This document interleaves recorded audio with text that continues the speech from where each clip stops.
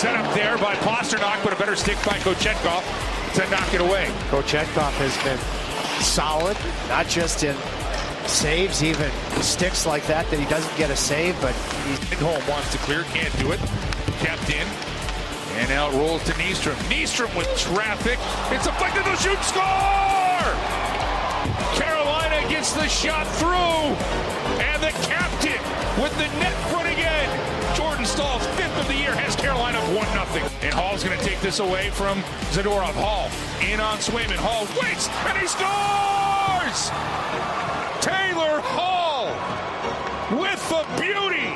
And Carolina with insurance late.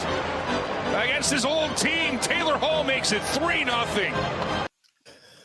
Welcome to the Canes Corner podcast. I'm Adam Gold. Hope everybody's doing well on this fine Monday evening here in the great state of North Carolina or wherever you are. We are brought to you by the Aluminum Company of North Carolina. If it is for the exterior of your home, you can find it there. Everything you need: siding, roofing, windows, doors, all sorts of doors, crawl space doors. They do all sorts of things. You should check them out. Aluminumcompany.com. Thank them. Thank you. Thank all of us. Thank the Hurricanes for a 3-1 win over the Boston Bruins tonight in Boston, starting a 4-game road trip on a good foot and really start to finish pretty solid game from Carolina. And Boston had beaten Carolina the first time, 2-1 in Boston. This is the second time in, 17 days that they have played. The next game, I believe, is in March. That will be in Raleigh when the Bruins come to town. That'll be the end of the season series, but so far, one apiece. If you go back to the game on the first of the month, it's 0-0 after 2 periods. And I thought Carolina played a good game. I don't think it was kind of a low event sort of a game. And then it was like back-to-back mistakes, and Carolina loses a couple of battles, and all of a sudden it's 2-0 Boston. And the Hurricanes were really good after that, just didn't get anything past Jeremy Swayman until Alexander Nikishin's goal with a little less than 3 minutes to play. And you end up losing a game 2-1. And that was the start of a 7-game winning streak for Boston. Not really sure what to make of the Bruins, other than they play a pretty solid brand of hockey. I mean, they're completely decimated by injuries. If you watch the game, you realized, wait a second, where's Charlie McAvoy? Well, he got hit in the mouth with a puck Saturday night, so he's not in the lineup. Who knows how long he's going to be out? They really don't have a timetable for him. They were without Elias Lindholm, and they will be without Lindholm, although he started to skate again, probably a week or so away from returning. No Casey Middlestat, no Victor Arvidsson. Those were the 2 goal scorers when Carolina lost 2-1 in Boston a little bit more than 2 weeks ago. So it's a completely decimated team, but it's got Pastrnak. It's got Morgan Geekie, our old friend, and a bunch of good young hustlers. And pretty good on the back end with Mason Lohrei and Hampus Lindholm. But Carolina went into this saying, we're going to play our game. We're not going to do anything crazy. We're going to try to suffocate the Bruins.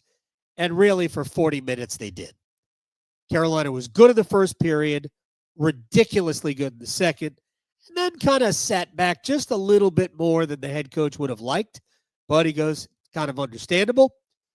Didn't allow a ton of grade A's, but still Boston kind of carried the play in the third period until the Taylor Hall moment of brilliance put this game away with about 3 minutes to go.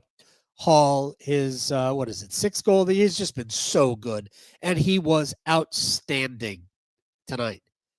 To me, he was one of the 3 stars. He wasn't the first star, but he was one of the 3 stars before the goal. And I try to keep like a running tab on who I like in each during the game. And kind of in order, I was writing down Kochetkov, who was very good. We're going to talk about him. Staal, Nystrom, I loved Svechnikov early in the game. I think the top line it didn't fade. They were good. They just didn't really get anything going offensively. Loved Gostisbehere and Taylor Hall.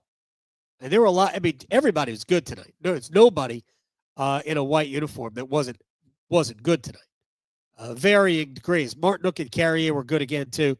So, really, 60 minutes of just incredibly solid hockey, and that's how you win 3-1 in Boston. Now 13-5-1 on the season. In terms of points, Carolina pulls even with the Devils atop the Metropolitan Division, although New Jersey has played one fewer game. All right. I want to start by talking about Pyotr Kotchetkov tonight. And I want to start talking about this before we actually get to the game. I wanted to kind of go back over the last 6 games for Carolina. Ever since Kochetkov was brilliant at Madison Square Garden shutting out the Rangers, goaltending for Carolina has been pretty mid, and that's probably being kind. It's really been below par. So Kochetkov was great against the Rangers, and then Freddie Anderson has played 3 times, Kochetkov twice, Brandon Bussi once. And the save percentage, collective save percentage in those 6 games was .850. Now, the league average so far this year is under 900. But .850 is bad no matter how you cut it. And that's not a case of where there was 1 bad game or 2 bad games. No, none of the games, none of them have been over 90%. The only one that was close, I believe, was Anderson stopping 25 of 28. That actually might have been a loss. I think that was the Washington game. That was the loss. The only regulation loss was arguably the best goaltending performance, and even that was just kind of okay. But it's been a stinker for the last 6 games before tonight. And on top of that, it's been bad in the first period of all those games. The Hurricanes' save percentage in the first period of the last 6 games before tonight was .732. In the last 2 periods over this 6 games, it's just been a shade over 90%. I think it was .903 in the second and third periods, and I guess overtime of these 6 games. But Carolina had put themselves behind it early. The fact that the Canes were 4-1-1 in that stretch is sort of amazing if you think about it. You're not getting good goaltending. They haven't been exactly lighting the world on fire. Power play hasn't really scored in this 6 games. I think the power play is getting better, but at some point we're just going to have to see goals before anybody believes it. I think the power play has looked better, but it isn't scoring. They were 0 for 2 tonight. Probably should have been 0 for 3, or at least had a third opportunity. We'll talk about that if we have time. But if you think about all the things that Carolina could be doing better, and now they're 5-1-1 in their last 7, or 6-1-1 in their last 8, it's pretty amazing. Pretty amazing. So the goaltending hadn't been good. And Kochetkov gets the start tonight. And since the Rangers game, he was kind of mid against Buffalo. And who was the last start against? Was that the Wild game? He wasn't great in that game. I thought he really struggled early. And that's the game that I thought we might see Brandon Bussi. He gave up 3 goals in his first 8 shots. I thought we might see Brandon Bussi. But Rod stuck with him, and he played better as the game wore on. But tonight in Boston, he was really good from the start. And I think what Rod said after the game is just so true. They don't need him to be spectacular. They just need him to be steady. Make the saves you're supposed to make. You'll probably steal 1 or 2 going in, as you go along. but just make the plays you're supposed to make. Don't allow the bad goal. And when Kochetkov doesn't allow the bad goal, he's noticeably good. And I thought, to make a comparison to a different sport, for those people who do follow European football, European soccer, he played the position like Ederson is a goalkeeper, was a goalkeeper for Manchester City. And when I say that, when I use that comparison, it's that Ederson's best traits as a goalkeeper were his ability to play the ball almost like a field player, like a center back. Kochetkov was out of his crease a lot tonight, playing the puck within, in the defensive zone, not just behind the net. He came out to play the puck a fair amount, more than you see any other goaltender. And I thought it really helped erase a whole bunch of opportunities for Boston in the first period and a half. It was an impressive performance from Pyotr. The truth is, he probably had to make one great save. There were some good saves, but he didn't have to be spectacular in terms of stopping shots. Somebody asked me why I didn't give him one of my 3 stars. I was going to give him my 3rd star, even, after the shutout, but we decided to name him the defensive player of the game for, if anybody cares about the sponsored segments on the Aftermath. But for me, he just didn't have to do anything special tonight. And I thought there were players who did play maybe a little bit above their pay grade. So we left Kochetkov off the 3 stars, but I mean, frankly, it's not that big a deal. But he played a solid game. And boy, that's really all Carolina wants from him. Just be solid. And we saw that tonight. And I think Rod Brindamore is probably, I don't think he's sleeping on the plane. But as they fly to Minneapolis, St. Paul for the game Wednesday against the Wild, I think he's just thrilled that for the second time in 4 starts, he got, flawless isn't the right word, but just steady. Steady Pyotr is what he wants to see. When he does that, he's a really good goaltender. And he was tonight. And honestly, that's probably the reason why Carolina won the game. Because he played well. There was really not, again, the one great chance, the one great save he made came late in the first period, just a dynamite play. So good for Pyotr. I want to talk now about some young defensemen. Look, we know Alexander Nikishin is going to be a star. He's really had a very good stretch of play here for Carolina.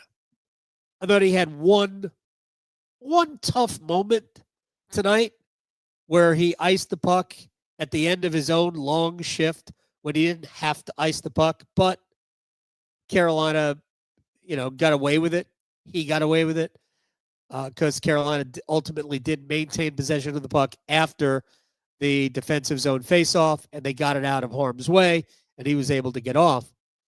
But he is still prone to those kinds of mistakes. But I thought he was physical tonight. I need him to hunt his shot more. But he played a very solid game. And again, if you're not noticing him, that's okay, because he's probably not making a ton of glaring errors. But he was not the best rookie defenseman on the ice for the Hurricanes tonight, because Joel Nystrom gets that honor. He was outstanding. Through 40 minutes, he led Carolina's blue line in ice time. Yeah, no joke. And he ended up second, I believe, with just over 20 minutes. 20 minutes and 1 second. Carolina was super balanced on the back end. Keandre Miller led all defensemen at 21-48, but Nystrom had a couple of assists, and both assists were excellent plays.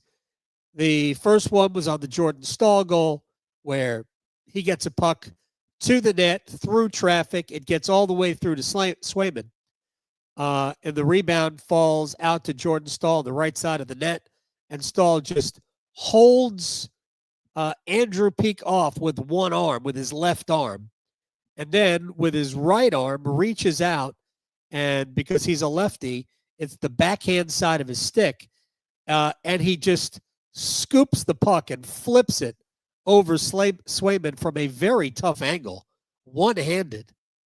It was an elite goal by Jordan Staal. Just big man strength, and that made it 1-0. But Nystrom gets the shot through, and it was a quick shot, and it created the rebound. And the second assist for him came on the Taylor Hall goal, where he got the puck behind the net and knew that he had Taylor Hall up the right side and went, I think, off the boards and up. And Hall ends up winning the battle for the puck. And then the elite former MVP type goal. I talked about it at the beginning of the aftermath, and then the head coach said, what an elite former MVP play. It's exactly the way I looked at it. To me, that goal was all about muscle memory for somebody like Hall. He should have gotten the primary assist on it because he legitimately passed the puck to himself. He lifted the puck over Swayman and then got around him and finished his own pass. It was a spectacular goal. That made it 3-0. There wasn't a lot of time left, and effectively it ended the game. And it probably a good thing, too, because Boston would get a power play about a minute later with Nikishin going off for a hook, which was, I think, a light call, but, I mean, callable. And just the fact that it was already 3-0 just kind of allowed Carolina to play the game out without too much jeopardy. You hate giving up the goal because it would have been great to see Kochetkov get his second shutout in 4 starts. But ultimately, it doesn't change anything about the game, the way Carolina played, the way Kochetkov played. So good for him. And that Hall goal was just absolutely elite. He got my first star. And it actually makes me want to talk about this real quick. We've talked about this for years, that the beauty of the way the Hurricanes are set up is we might as well call it a fourth line because it plays fourth line type minutes. You're usually around anywhere from 9 to 12 minutes, although Taylor Hall played a little bit more tonight, as did Mark Jankowski and Eric Robinson. But it's essentially Carolina's fourth line. And the Hurricanes should have massive advantages over basically every team with as talented as their fourth line is. Think about, it was Jankowski's first goal. Whether it's Jankowski or Kochetkov centering that line, Taylor Hall and Eric Robinson are playing at a high level. There's speed, there's size, there's smarts, there's tenacity. Taylor Hall was great tonight before the goal. That's part of what should make Carolina very, very hard to beat when we get to the playoffs. And the key to this team is Andrei Svechnikov staying productive, staying aggressive, maybe not taking penalties. But if Andre is the best version of Andre, then the Hurricanes have a top line. They've got Blake, Stankoven, and Ehlers, which would be annoying to play against because we saw it a bunch of times tonight. Jackson Blake will get the puck back. He also made 2 great defensive plays. And they will create scoring opportunities. And then you have a fourth line with size and speed and a former MVP. It's pretty good. It's a pretty good makeup. So, I mean, Taylor Hall's just been absolutely tremendous all year long. And he went through a little bit of a dip because you don't want him playing a lot in a top six role, and that's basically what he was doing. But going back to a fourth line, boy, does that group have some advantages. And again, I thought he was absolutely outstanding tonight. Carolina got good work done in front of the net. They created traffic. That was the Staal goal. Same thing with the Mark Jankowski goal, which on that particular sequence, if you were able to go back and watch maybe the last 30 seconds leading up to the Jankowski goal, you'll see Hall make a few very good plays to keep possession of the puck. You'll see Gostisbehere, who I can't recall has ever played better hockey than he's playing right now. Gostisbehere with a great keep in at the blue line, and then he starts the sequence by getting the puck to Walker. Walker got the secondary assist. Hall's shot was knocked down by Jankowski and hit him, and then Jankowski with Swayman out of position was it was an easy put away on the rebound. That was 2-0. The Hall goal made it 3-0 late in the third period. But Carolina got good work done in front of the net. So many good parts of tonight's game. Staal, a little bit more than 15 and a half minutes. He was a +1. He had the goal. He had 5 hits tonight. He was a pain. Nikita Zadorov did not like playing against Jordan Staal tonight. Quickly about Zadorov, who interfered with Shayne Gostisbehere in the third period. They ultimately played 4-on-4 hockey. Yeah, that's not interference. It just isn't. I'm sorry. It's not embellishment on Gostisbehere. It is interference. Zadorov moved into Gostisbehere, and you can't do that. But they called embellishment on Gostisbehere because he went to the ice. Well, I don't know how you miss the fact that Zadorov hit Gostisbehere in the hip as he was trying to skate around him, but apparently the referee did and sent Gostisbehere off as well, so he played 4-on-4 hockey. Ultimately, doesn't really matter. No harm, no foul. 4-on-4 was sort of a waste of 2 minutes. But there was clearly interference, and there was no embellishment, but that's what they called. Carolina had, and that's not a good trade-off either for Carolina, because it takes away the power play, and it really takes away your best skating defenseman. And that's what you want at 4-on-4 with all that open ice. You would have rather had Gostisbehere out there. He would have played, I'm sure, he and Miller, maybe Walker would have basically taken care of the 2 minutes at 4-on-4.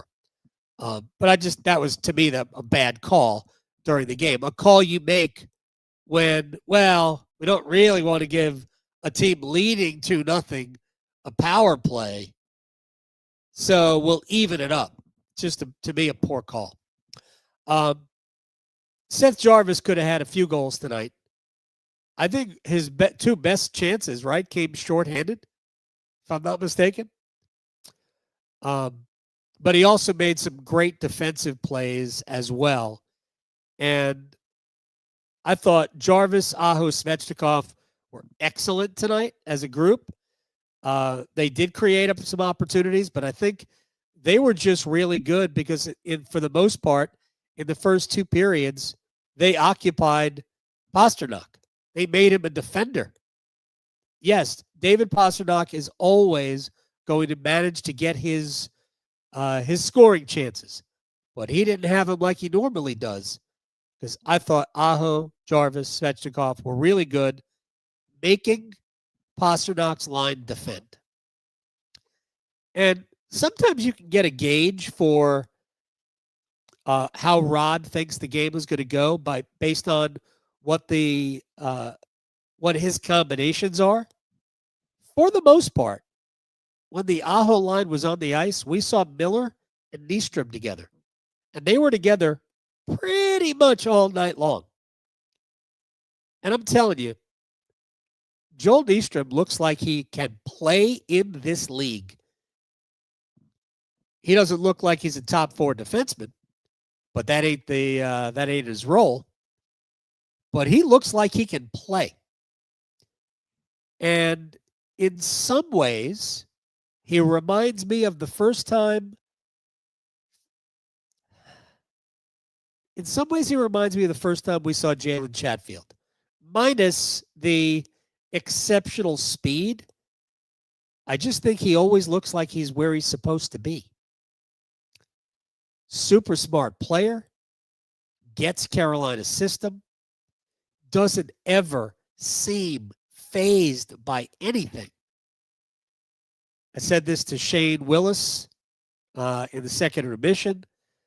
I've talked about it with Tripp.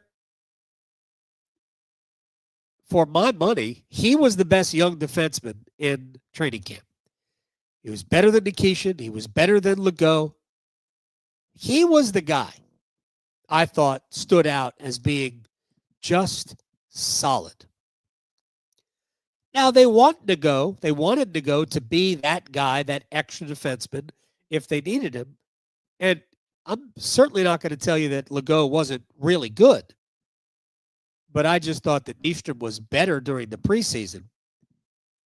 And I thought Legault struggled a little bit early. Now, of course, he's injured and won't be back for 3 months or so. But when Nystrom came up, if you pay attention to ice time, and if you want to figure out who's playing well, just look at the ice time. Rod will tell you who's playing well. And for my money, Nystrom has just been, easily one of Carolina's, 4 or 5 best defensemen. And you see the trust Rod has in him. He got almost 4.5 minutes of time shorthanded tonight. It was really, really good. So that is super encouraging as we go forward, because the more Nystrom establishes himself as a bona fide option for the big club,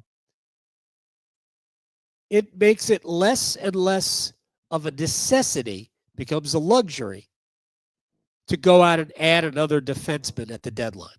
Now, with that said, if I were Carolina, I would add a big physical defenseman, not to necessarily play, but to have in case you need a big physical defenseman to play. But I don't know that they're going to bring in anybody who's better than Joel Nystrom, because he has been excellent, absolutely excellent. And it's very cool to see a 7th round pick develop into somebody that you could, when you watch, you go, oh yeah, he's an NHL player, because I think that's what you see when you watch Joel Nystrom play. Couple of other things real quick, shout outs before we get out of here, to Atlanta, which I'll be in Atlanta in about 3 weeks. Denver, don't know if I have a plan for Denver. California, no, nothing that I know of. Bishkek, Kyrgyzstan. We're huge in a former Soviet republic. I love that. Shouts to you. I could only assume we have a Caniac there on business. Lake Hickory, Greenville, and Lake City, which is Seattle. Talia is standing by, and I thank Talia for her attention. Oh, one quick thing. Met a gentleman today at a local coffee shop who listens to this, watches this.